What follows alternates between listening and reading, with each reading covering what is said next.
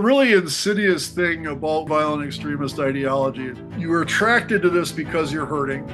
You're attracted to this ideology, and the ideology tells you you're a warrior for your people, whoever your people are. The problem with suicidal thoughts is how intense they are. It feels like they will never end. And when you're in that, you have this kind of tunnel vision. It feels like it's going to last forever. Majority of people look at a homeless person. They're a drug addict. They made bad choices. If homelessness was a punishment for bad choices, we'd all be homeless. The women that are struggling, that gives the blowjob at $5, this for me is pure 100% exploitation. I stabbed my wife 3 times one night because she wouldn't let me finish my bottle of vodka. Still not thinking I had a drink problem. Ultimately, 1 in 2 Americans will experience family estrangement. So that's 50% of the population. To be completely honest with you, I am a refugee, but I'm not just a refugee. Because I am George. I'm not George with Down syndrome or Down's George, because that's not me. Welcome to Purposeful Empathy, a show that is dedicated to amplifying the voices of people from across the globe who understand the world needs more empathy and are doing something about it. This season will inspire you to empathize with people who are regularly marginalized and misunderstood. You won't want to miss a single episode, so hit the subscribe button now. Thanks for watching and enjoy the show.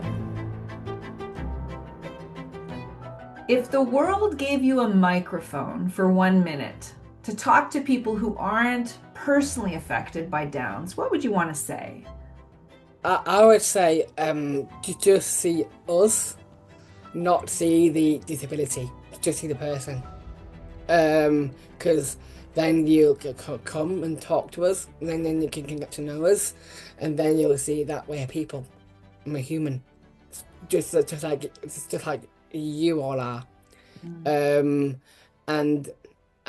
also I would say that we all look different, and if we all look the same or have the same name, the world would be very boring. Welcome to a new episode of Purposeful Empathy. Today I'm joined by George Webster from Leeds in the United Kingdom, a BAFTA-winning TV presenter, actor, dancer, author, and passionate ambassador for inclusion.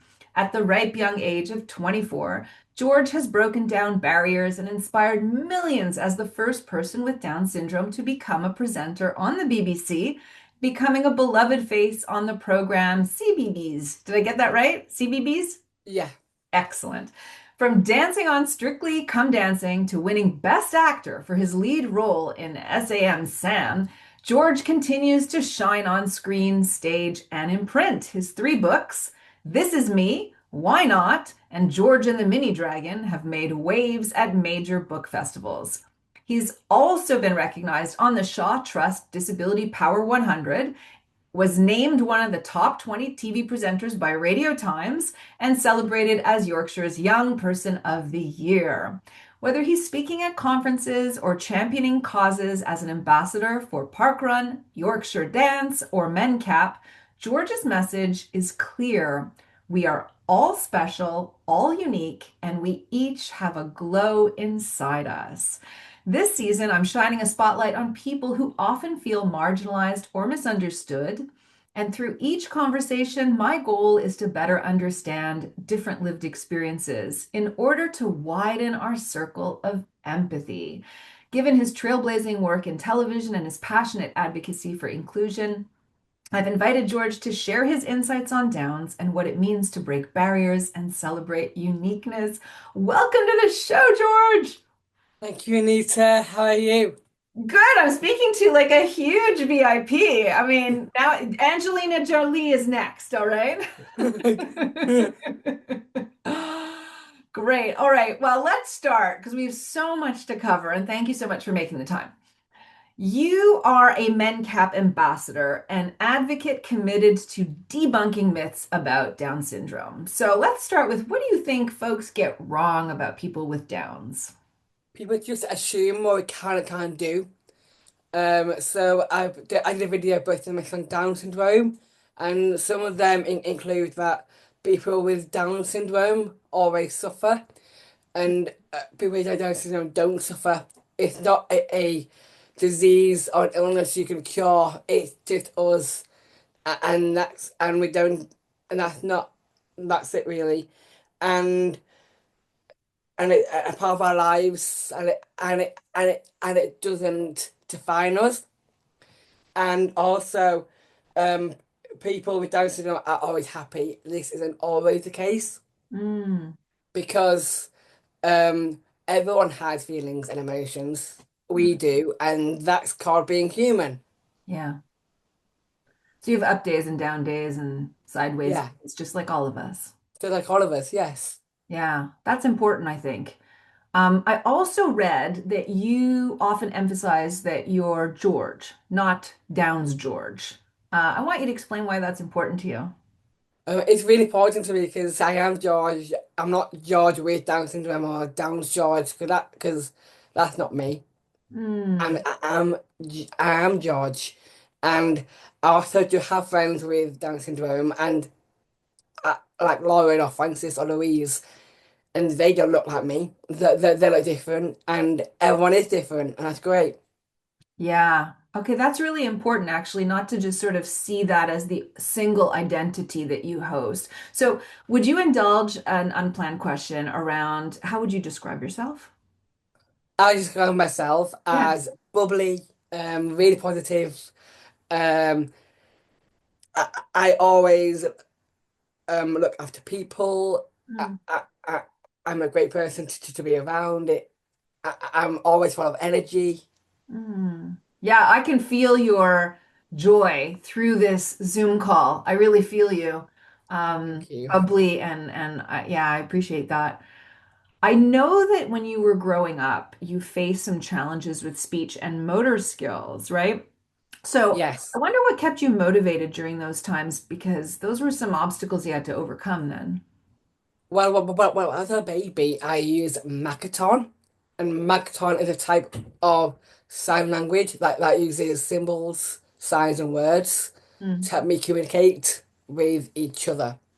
Hmm. And I had amazing support from the NHS, my family, amazing charities like Sunshine and Smiles and the and Medcap and the BAFTA-winning support group, and school supported that too. I had speech therapists coming in to my school, and my teacher assistant will be in the room to support me.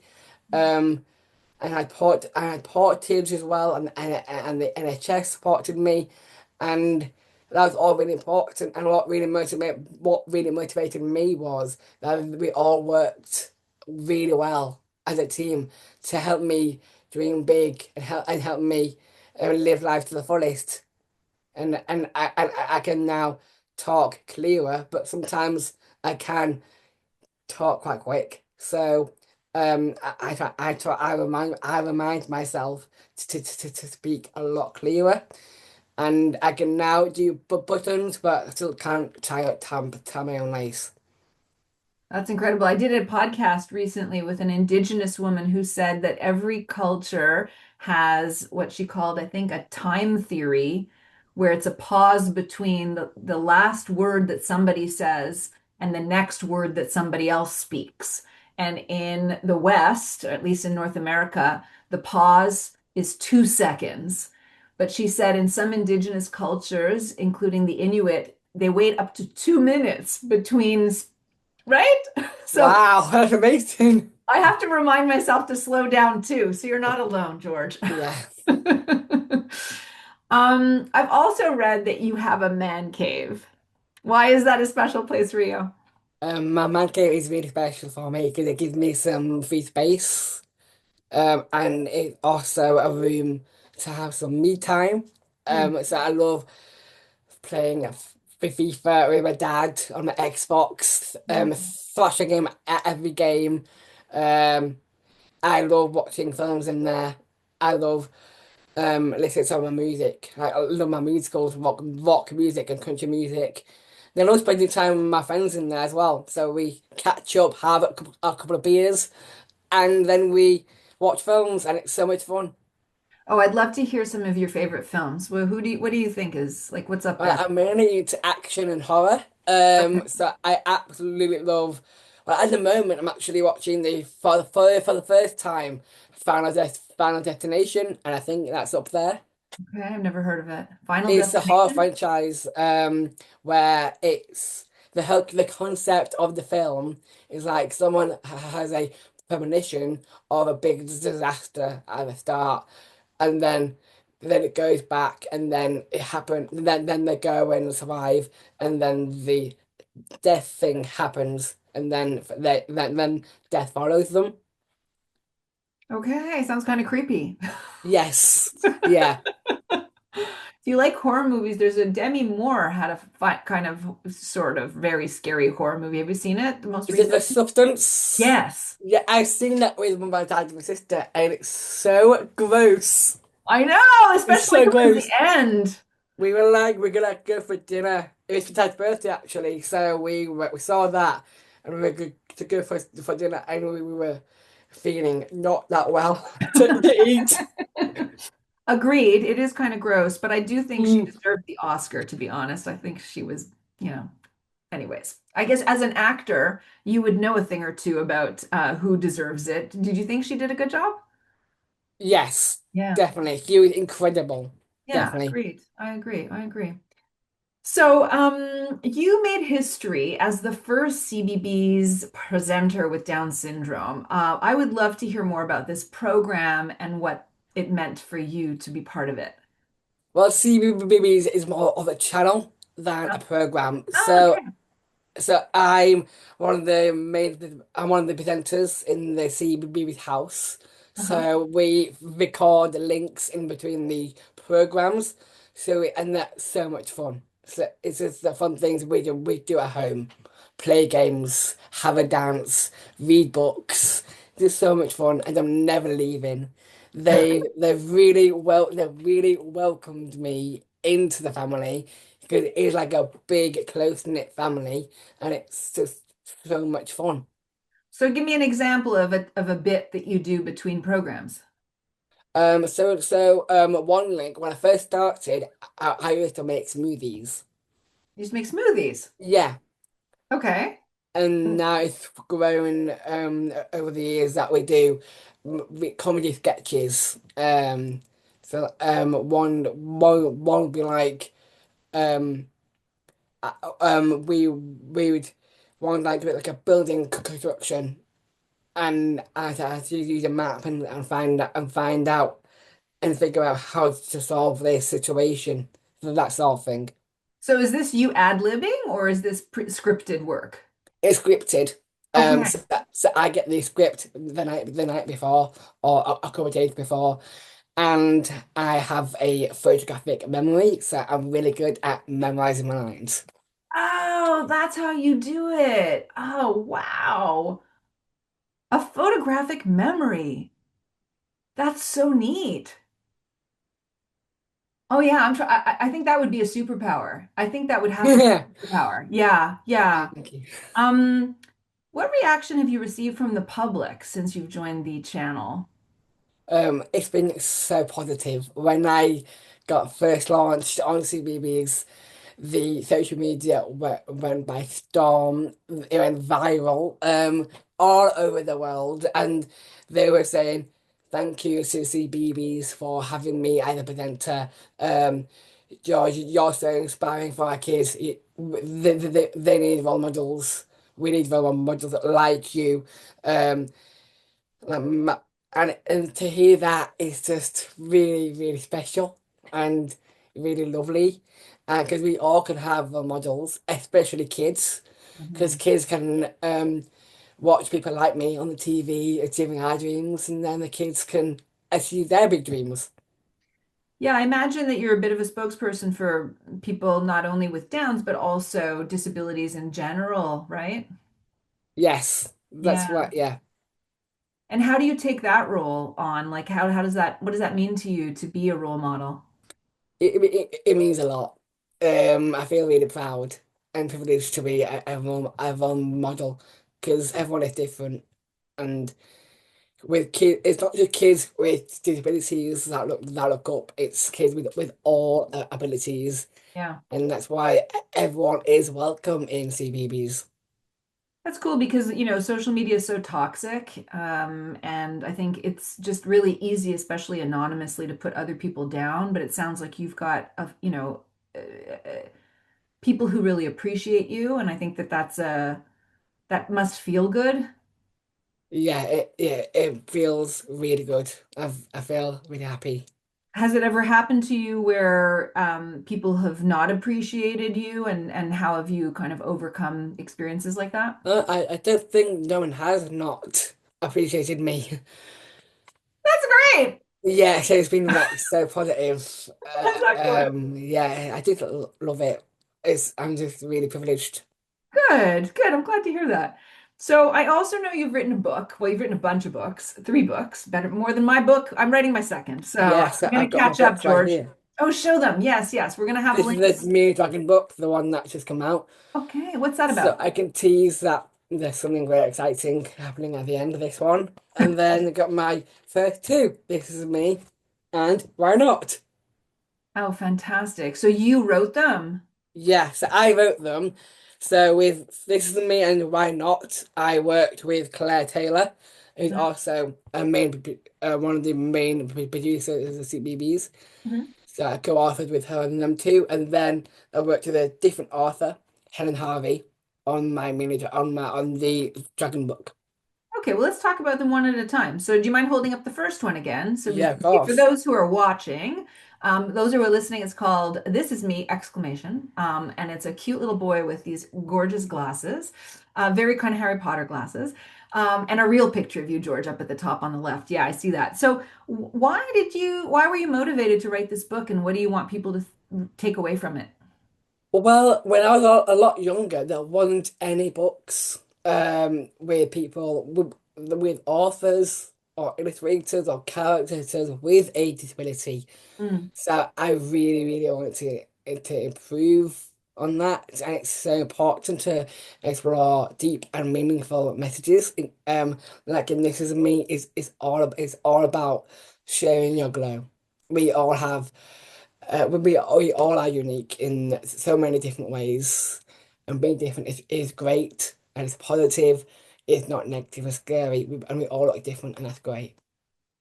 And you know what? Whoever designed the cover did a great job because it's so sparkly and so radiant. When you talk about the glow, I mean, look at that. Yeah, exactly. It's radiating out from this little guy with a red t-shirt. All right. That's the first one. Okay, let's talk about the second one.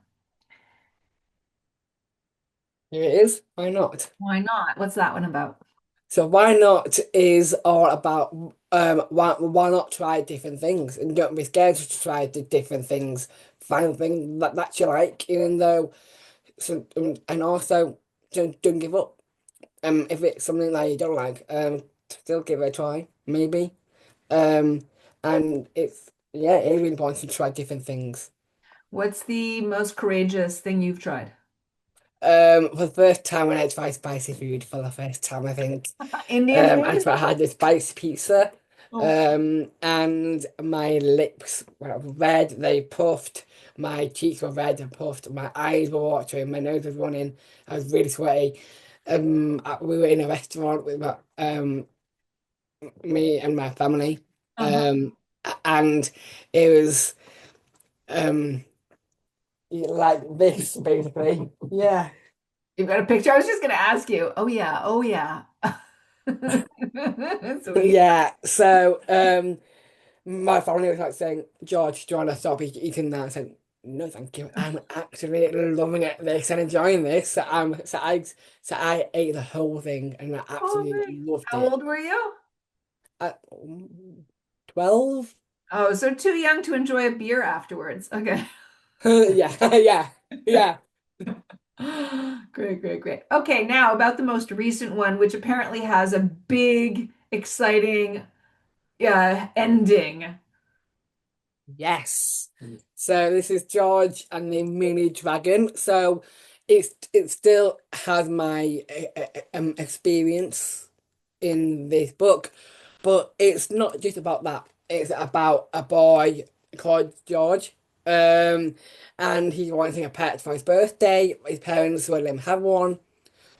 So he wishes so wishes for a pet dragon when he blows out his candles. And when he goes outside to play with his friends, he finds a mini dragon. And I had to keep Lava a secret in this book, which is the dragon's name, because Lava is very cheeky. She's cute, but she's very cheeky and very mischievous. There's lots of chaos and mischief in this book and magic, which a lot of people love. A lot of people. So what's the age that the ideal reader? From 6 to 8. But it's not just for those people. It's also a book for everyone to read. Everyone. All right, gonna have to pick up a copy. Okay, so folks listening and watching, we've got the links to pick up those 3 books. Amazing. All right, so okay, you're only 24, and look at everything you've accomplished. So congratulations, and congratulations to your parents. I think your parents had something to do with it. Well, my dad's here. Well, I've had the most amazing support from my parents for the past years. Do you have siblings? I love them so much, and I really appreciate their support. They've been amazing. Do you have siblings, George? I have one sibling. She's just under a couple of years younger than me, called Lauren. And she is actually now fulfilling her dreams too. So she supports me as well. But she goes away and to South America, and she works in the jungle with animals. Oh wow! So she works with bats and snakes. Yeah, bats. Snakes, frogs, birds, yeah. Oh, great. Okay. Not my favorites, but yeah. All right. Well, why don't we take a moment and look forward? I wonder if you would share some goals or dreams that you have that get you excited. So I have loads of goals and dreams. I love to be a major part in a big film, like a Marvel film, or a horror film, or to be in a TV drama. So like in the UK we have shows like Blue Lights, which is in Belfast. We have Death in Paradise, and we have Doctor Who. So all those shows I love to be in. Now, do you have an agent in New York? Yeah, not New York. I have a agent in Manchester. Okay, so I don't know whether or not you're allowed to have 2 different agents on 2 different continents, but I could always introduce you to somebody in New York because I want to see you on the big screen in a Marvel movie. Yeah. Okay? You've definitely planted seeds. I totally could see that happen for you. Yeah, thank you. Yeah. All right. Okay, this is a podcast about empathy, so I'm just gonna shift gears a little bit and ask you what empathy means to you and what role it plays in your life. Empathy means a lot to me because I'm always fully supported, and I've been looked at really well after, and I'm very, very good at looking out for and after other people when they're feeling at the lowest. And I respect if they need some time to calm down or if they need some space. I really fully respect that. You know, there's so I'm going to ask a question that may not so may sound ignorant to your ears. Forgive me if that's the case, but there are, as somebody who studies empathy, I've done some interviews with researchers who study people on the autism spectrum, and there's debate whether or not people on the spectrum have access to empathy. There's actually a British scholar that's done a fair bit of research who says that there's sort of there's a capacity for empathy that is just different than how people who are not on the spectrum experience empathy. So he says they can, but it's just different. I wonder, is your experience of empathy any different on the as someone with Downs? Well, everyone has the same feelings and emotions, but we all cope with those in so many different ways. Like some of us are like space. Some of us like to go to people. So like me, I like both like hiding space and also I like um going to my to other people like my family. So your experience with like taking somebody else's perspective, or actually if you see somebody who's hurt or disappointed, like you'd experience that the same way then. Yeah. Yeah, okay, fair enough. Thank you. I just learned something fantastic. Um, for families and individuals who are navigating life with Downs, what message or advice would you like to share? I'd like to say don't let Down syndrome define yourself Mm. because it's do not see the disability, just see you. Don't tell don't let anyone tell you how to live your life because Mm. it's your life and not theirs. So, okay, so let me just put myself in the shoes of somebody who is living with Down syndrome and does feel limited by other people's perceptions and sort of feeling contained in a box, like, oh, you have Downs, therefore XYZ about you. Um, why would they feel limited, do you think? Because we're not some ones are not fully included and involved in everything. Mm. Um and I think we should be included and involved in lots of things. And that is really important. Yeah, like I just had the experience. We were talking about this before we hit record. My husband and I watched this film, The Peanut Butter Falcon. And for me, that was my first experience watching an actor with Down syndrome. And I remember thinking, how come I've never seen this before? And why haven't I not seen this before? And it really, opened things up for me. So you are staunchly a proponent of, hey guys, we're here and we should be included. Yeah, they should be included in everything, In everything. even in work, in schools. Yeah. Yeah. So, what do you think schools should do differently and workplaces and communities in order to be more inclusive? I would say talk to us, get to know us, Mm. then you understand us more, talk to our families, then you understand what support we would need. Mm. Um, and it's important to be included and involved in everything. Mm. It really is. And focus on our strengths, not just not on our weaknesses, just focus on what we can do and work well as a team. We all work, we can all work really well as a team. I think public policy also has to kind of be a little there's there's ways to improve things for better inclusion and better sense of belonging. Um, totally. I'm thinking about the strengths that I have a friend whose son has Downs. His name is Jeremy, and his kindness is off the charts. And I think he might be like one of the best huggers that I've ever had a hug with. And yeah, Yeah, I'm a despite, really good pardon me, hugger as well. you're a good So hugger as well? yeah, 'cause I give loads of hugs. Okay. Good. Mental note made. I don't have a what's the word when you can remember every word you see on a book? What is that? I don't have a photographic memory, but I've put Yes. one in my memory that if ever I come to Leeds, we're down for a hug. Do you feel that people with learning disabilities are well represented in the media? Um, yes and no. Yes, things need to be improving. They do need to be improved. But things are actually improving quite slowly, actually. 'Cause I've got a couple of friends with Downs. One of them is called Ruben, and Mm. he's an actor, and he's a reporter on Channel 4, and he's a documentary maker. And Tommy, who's an actor, and he's been in many short films, including Innocence. And in the UK, we have a police drama called Line of Duty, and and he's a big part in that.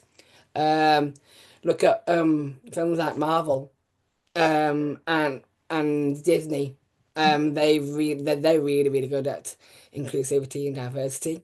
Like Marvel has had their first deaf actress playing a deaf superhero. They're really good at cultural representation as well. Um, a- and Strictly, we've had winners who are blind, winners who are deaf. So yeah, it is really important to have all that representation, but things do need to improve as well. Still get better. It shouldn't feel so surprising for me to see that on screen. It should be, it should be normal. It should be obvious that we are more Yeah, inclusive as yeah, a yeah, it should society. be obvious. Yeah, yeah, I get that. Back in the day when I was growing up, the big thing was that we need more women having lead roles. And so we're just Yeah, opening the aperture of inclusion wider and wider and wider. And why not? I studied not so much that I study it, it's that I appreciate biomimicry, which is how can the natural world teach us lessons about how we can organize society. And one of the most, what's the word I'm looking for? One of the ways that natural systems flourish is if there's diversity. So diverse systems flourish better than those that have less diversity. And that to me is like a very, very strong case for why if we include more people, we'll all flourish. That's to me, that's the strongest case for that. Right. yeah, that is true. In the UK we have a TV show called ExtEnders, and this year they've really focused on on more female power. So they've really so they actually have had stories that centered on women, not just men Yeah. this year, and that's really important too. Yeah, my daughter is just turned 9 and she was very frustrated when she plays chess. And do you play chess? I played a tiny bit, Right. not loads. Okay, but you know the general rules, right? Yes, yeah, Okay. So checkmate happens when the king, can't move anymore, right? That's checkmate. But the queen is the most powerful piece that can move anywhere across the board. yeah. So she doesn't understand why checkmate happens when the king is caught. She thinks checkmate should happen when the queen is caught. So, Okay, yeah. right. Okay. So, I have 3 questions left. One question is, if the world gave you a microphone for 1 minute to talk to people who aren't personally affected by Downs, what would you want to say? I would say to just see us, not see the disability, just see the person. Because then you come and talk to us, and then you can get to know us, and then you'll see that we're people, and we're human, just like you all are. Mm. Um, and and also I would say that we all look different, and if we all look the same or have the same name, the world would be very boring. Yeah, it would. Yeah, it would. So, is that really a call to action, George? If I'm bumping into somebody, I mean, don't mean physically bumping into somebody, but Yeah. I am in the lineup for a coffee and I'm next to somebody who I believe might have Downs. I should just chat and unapologetically start a conversation. Is that what you mean? Yeah, start conversation. And it's not just people with Down syndrome, it's all disabilities that you need to see. Because some disabilities aren't visible, they're also hidden as well. Yeah. So just be kind. Yeah, just be kind to we all are different, we are unique, and that's great. It's not positive, it is positive, and it's great. It's not negative, it's scary. Right, right. Okay, so second to last question. This is just popping into my head. I imagine you've been interviewed a lot, whether you're on press tours or giving interviews. Is there any question that someone's asked you that I haven't yet asked you that you think you'd like to bring up? Is there anything that you want to talk about that we haven't talked about yet? Um, Trying to think. Oh, that is a really good question. Um, I just think that we are different, and being different is great. Um,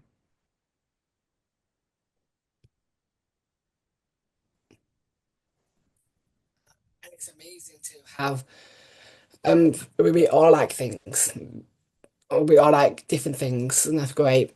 We all have our own likes and dislikes, Hmm. and just be just be respectful.